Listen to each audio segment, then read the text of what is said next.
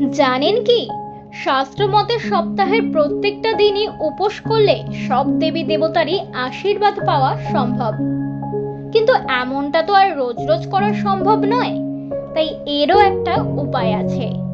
সব দেবী দেবতার মধ্যেই একজন আছে যাকে তুষ্ট করতে না পারলে বেজায় বিপদ। ভাবছেন তো কে সেই সর্বশক্তিমান? তিনি হলেন শনিদেব। শাস্ত্র মতে গ্রহদের মধ্যে সব থেকে শক্তিশালী হলেন শনি ঠাকুর। তিনি যদি আপনার উপর একবার রুষ্ট হন, তাহলে কিন্তু আপনাকে শনির দশা থেকে বাঁচাতে খুব সমস্যায় পড়তে হবে। কারণ সেক্ষেত্রে প্রতিটা দিনই নানান সমস্যায় ভরে ওঠে।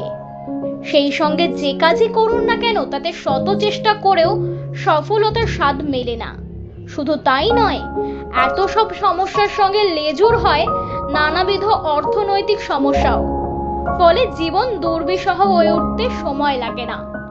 তাই সপ্তাহের বাকি কোনো দিন উপোস করুন বা না করুন, শনিবার উপোস করে শনিদেবের পুজো করতে ভুলবেন না যেন। পুজো তো করবেন, কিন্তু জানেন শনিদেবের পুজো করার নিয়ম?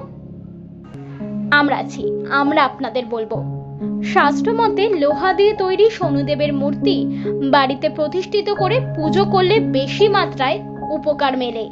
এক্ষেত্রে সকাল সকাল ঘুম থেকে উঠে স্নান সেরে কালো অথবা নীল কাপড় পরে শুরু করতে হবে পুজোর আয়োজন।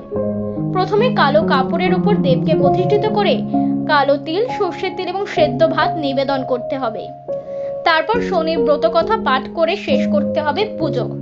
প্রসঙ্গত, শনিদেবকে প্রসন্ন করতে প্রতি শনিবার উপোস এবং বিশেষ পুজোর আয়োজন করার পাশাপাশি যদি এই নিয়মগুলি মেনে চলেন, তাহলে কিন্তু আরো উপকার পাওয়া যায়।